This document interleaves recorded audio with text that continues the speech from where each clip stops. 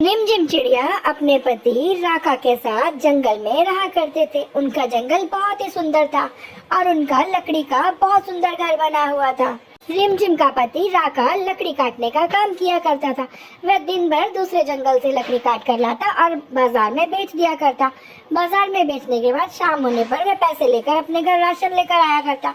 राका का खर्चा और घर इसी लकड़ी बेचने से चलता था। और एक दिन बहुत तेज बारिश हो रही थी। बारिश में राका का बहुत जोर से पैर फिसला और राका वहाँ पर बहुत जोर से नीचे गिर गया और राका को बहुत चोट आई। तभी उसकी पत्नी उसे घर के अंदर ले गई और उसे लिटा दिया।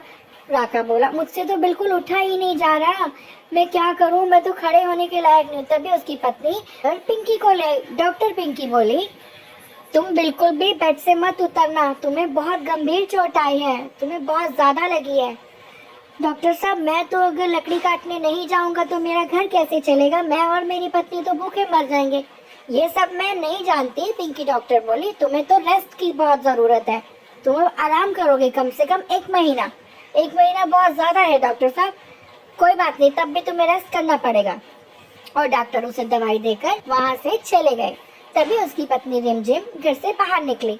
रिमझिम बहुत दुखी थी और रिमझिम सोच रही थी, मुझे मेहंदी लगानी आती है बहुत अच्छे से और मेकअप भी करना आता है, क्यों ना मैं दूसरे जंगल में जाकर, शहर के जंगल में जाकर मेहंदी लगाऊं।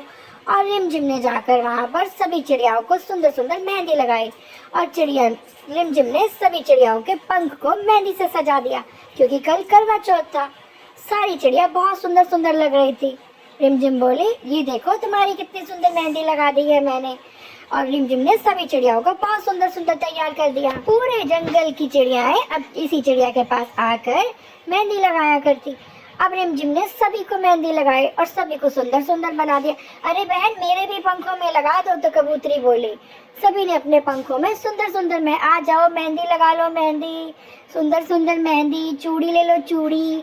रिमझिम ने चूड़ियाँ और मेहंदी का काम किया। अब रिमझिम के पास बहुत पैसा इकट्ठा हो गया और वह खुश थी, क्योंकि अब उसका घर चल जाएगा, क्योंकि उसके पति का तो एक्सीडेंट हो गया था, उससे बहुत चोट आई थी। अब चिड़िया घर आई और चिड़िया ने उसे बोला, राका ने बोला, आज तुम करवा चौथ करोगी ना।